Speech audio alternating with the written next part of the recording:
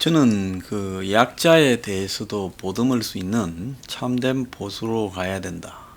그리고 강자가 불법과 탈법을 써서 이 정책을 또 법을 강자 위주로 만들어가고 법 앞에는 평등하지 못한 것이 대한민국 현실이다.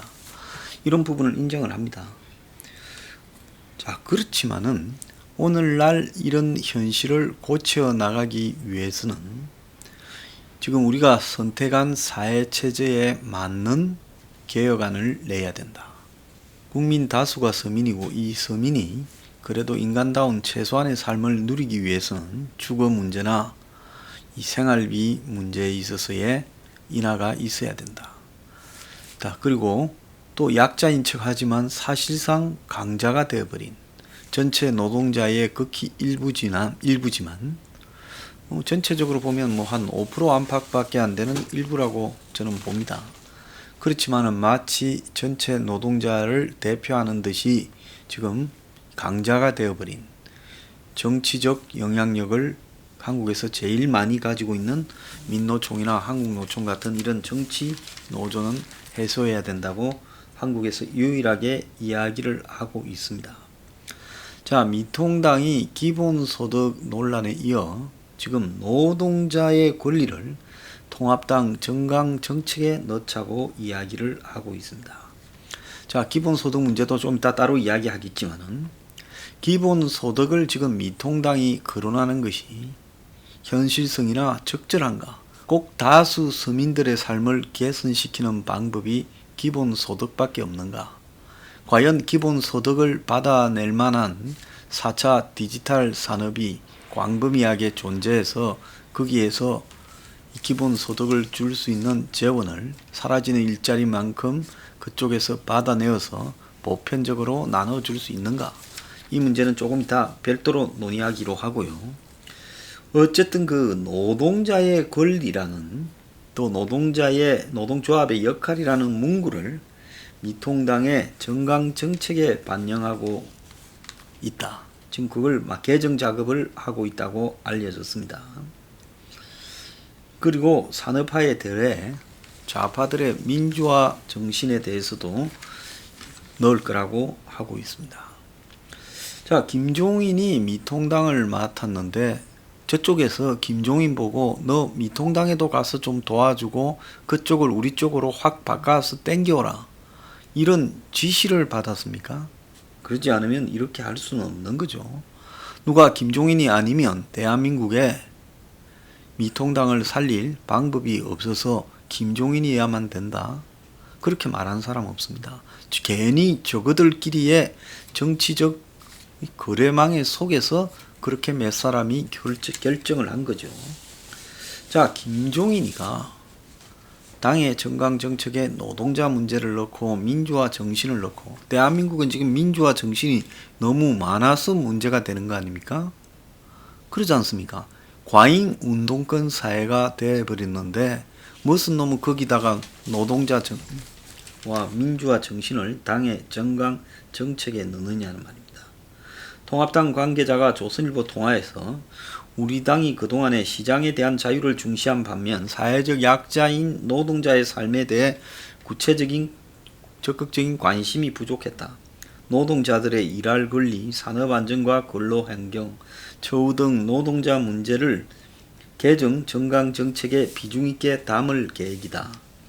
그래서 정강정책 개정 시에 노동조합 문제가 논의될지 여부에 대해서도 노조 문제가 논의의 전부는 아니다. 그렇지만 성역 없이 거론될 거다. 정강정책 개정 시에 노사가 대등하고 협력적인 관계를 인정 추구한다라는 의미에서도 노조 협력의 중요성에 대해서도 심층 논의를 할 거다. 김종인이 아마 독일 출신이니까 그 노동자가 갱령에 참가해서 관심을 가지는 문제, 이런 부분이 독일에 좀 발달되어 있잖아요. 그래서 아마 그런 문제에 대해서 그걸 독일처럼 집어넣으려고 생각하는지 모르겠습니다. 그런데 독일의 노동자의 갱령 참가에 대한 문제는 독일 노동자의 성숙성이 그야말로 같은 지역에 같은 노동에 일하는 사람은 똑같은 임금을 받아야 된다라고 노동자가 먼저 제안을 하고, 그러니까 사내 하청이나 또 비정규직 근로자가 있다 하더라도 그 사람들이 같은 공장에서 같이 일을 하면 내 임금을 떼서라도 그 사람하고 똑같이 해야 된다라는 노동자들의 선진적인 의식이 있는 나라입니다. 그리고 사회적 협약이라 해서 노사정 협약이 전통이 수십 년 된 나라예요.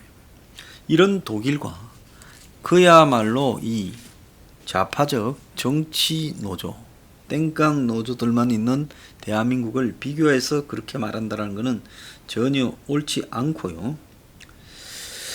현재 통합당의 정강 정책에는 노동에 대해서는 노동시장의 불평등을 해소하기 위해 노동개혁을 추진한다라는 표현 외에는 전혀 없는데, 2016년 구의역 김군 사태 등에 대해 보수정당이 과연 어떤 노력을 해왔느냐. 김군까지 거슬러 올라갈 것 없이 당신들이 그 이천에 4월달에 노동자 화재 사건에 대해서도 노력한 바가 있습니까? 자, 그래서 눈앞에 있었던 그런 일에 대해서도 말하지 않으면서 이 노동 담론을 깊숙하게 당에 넣어 놓는다고 박수를 받는다? 자, 이 웃기는 이야기라고 보고요. 4차 산업혁명으로 인한 일자리 감소와 일할 권리에 대해서도 다루겠다. 자, 그렇게 이야기를 하면서 외부에서 7, 80년대생을 데리고 들어와서 이 비대위 산하에 정강정책 개편 TF를 지금 김병민이라고 자, 듣도 보도 못한 TV 나와서 평론하던 젊은 친구가 맡고 있습니다. 그래서 이런 젊은 애들을 데리고 와서 만들겠다고 하고 있습니다. 정강정책 개편에 민주화에 대한 말을 집어넣어서 민주정신 개선, 그리고 이 민주화의 공을 구체적으로 명시하겠다고 하고 있습니다. 자, 이런 방침에 대해서 당 내부에서는 기본소득도 수백 조가 들어갈 건데 민주당 따라하기로 비치지 않겠느냐라는 우려가 있어요. 자, 먼저 그 기본소득 문제를 가지고 지금 월 30만 원씩을 주자고 통합민주당 이원욱 의원 등이 이야기를 했어요. 그런데 월 30만 원을 이렇게 주자 하면 1인당 최저생계비가 보통 정부가 책정한 게 올해 105만 원으로 책정했어요. 그러면 1인당 최저생계비의 30%도 못 미치는 기본소득을 모두에게 다 똑같이 지불하려 하면 올해 소득세 법인세를 추가로 130억을 더 걷어야 된다. 그러니까 100을 거두고 130을 더 걷어야 된다. 합쳐서 2.3배를 더 거두어야 된다는 겁니다. 올해 이 소득세 세수 전망이 88조 5천억, 법인세가 58조 5천억인데 이 두 개를 합쳐서 147억인데 이원욱 주장대로 국민 5,200만 원에 대해서 월 30만 원, 그러면 1년에 360만 원을 주려고 하면 자, 187조 2천억이 필요하다는 겁니다. 그러니까 기존의 147조의 법인세와 소득세에 새로 생긴 187조 2천억의 기본소득 재원, 그러면 합치면 334조 2천억의 세수가 필요하다는 겁니다. 자, 핀란드 사례를 대비를 해봤는데 이 매경에서 보도한 거예요. 핀란드는 2017-18년에 실업자 2,000명을 대상으로 실업급여 대신에 월 79만 원을 다 나눠줬어요. 그래서 우리나라 실업급여 지출액이 지금 1년에 작년에 9조 3,355억이었습니다. 자, 이걸 갖다가 연간 공식 실업자 106만 3천 명에게 똑같이 나눠주는 경우를 가정하면 핀란드와 비슷한 수준인 1인당 73만 원이 돌아간다는 거예요. 그런데 지난해 경우에 실업급여가 1인당 월 최대 204만 원이었다는 겁니다. 그러니까 직전 소득에 관계없이 이렇게 일률적으로 204만 원이 주면 오히려 저소득 계층일수록 혜택이 줄어드는 게 발생하죠.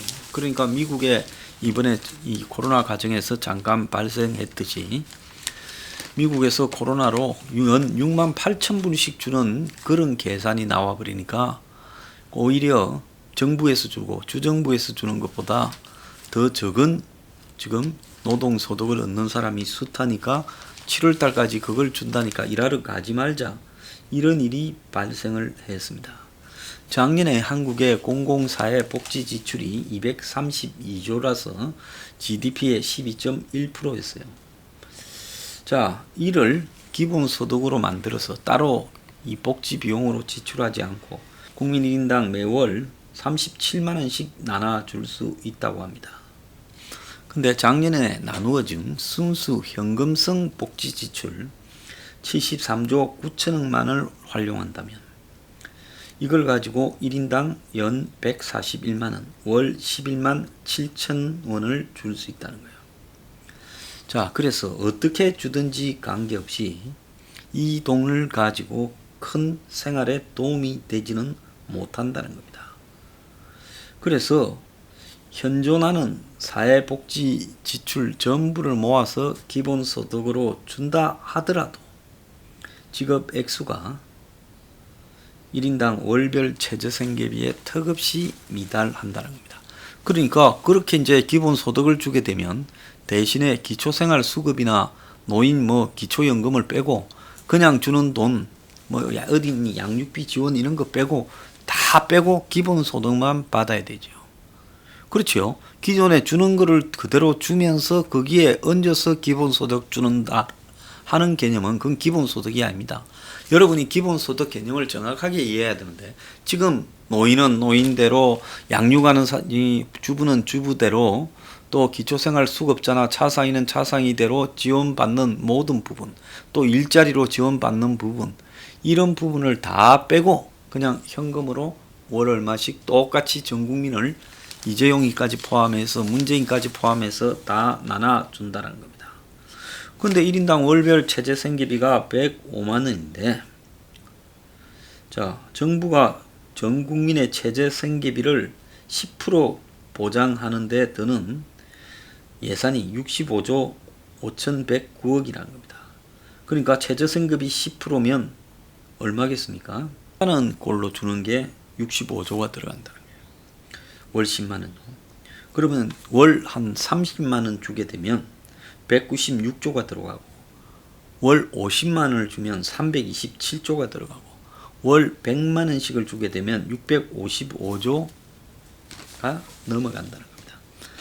자, 그래서 현재 사회보장제도에서 지금 73조 3,900억 이게 순수하게 노인이든 기초생활수급자들이든 현금성으로 주는 돈인데 이걸로 생계급여를 1인 가구에 월 52만 7천 원, 주택급여 포함하면 79만 3천 원을 주고 실업급여일 경우에는 월 204만 원을 주고 육아휴직급여는 월 120만 원을 주고 기초연금은 하위 20%는 월 30만 원, 나머지는 25만 원을 주고 아동수당은 월 10만 원, 근로장려금은 연 최대 440만 원까지 주는데 자, 그런데 이런 식으로 기본소득을 주게 되면 지금 주는 이걸 다 빼야 된다는 거예요. 그러면 기초생활수급자나 기존에 그 기초연금을 받는 사람이나 이런 사람들이 전부 다 반대할 겁니다. 월 30만 원씩 기본소득으로 줄래도 187조 2천억이 들어간다는 겁니다.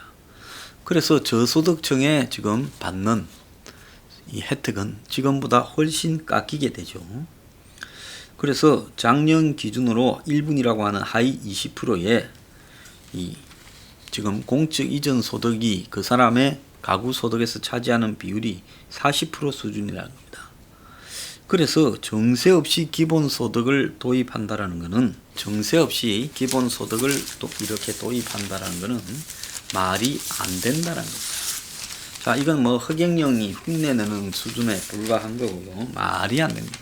그래서 저희 서포 15조에는 절대로 돈을 그냥 주는 내용은 하나도 없습니다.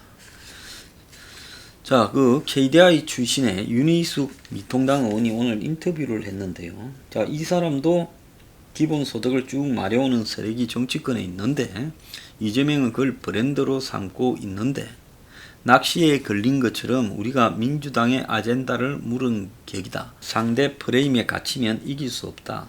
감당 못할 기본소득 이슈를 우리가 스스로 만든 것은 실수다. 자, 다른 나라에서도 이걸 실험해보니 안 된다고 나왔다. 그래서 이런 식으로 지금 한우 먹으러 가자고 한우고기 먹는 재난지원금 뿌리는 것은 비정상적이다. 문재인이 한우를 사 먹었다 보도를 듣고 허무했다라고 말하는 것은 매우 심각하게 받아들여야 될 일을 지금 엉뚱하게 생각하고 있는 거다. 그래서 이렇게 가면 나라가 망한다고 이야기를 했습니다. 그래서 여권이 기본소득을 들고 나오면 야권은 기본소득이 아닌 다른 방법으로 얼마든지 그걸 능가할 수 있는 이슈가 있어요.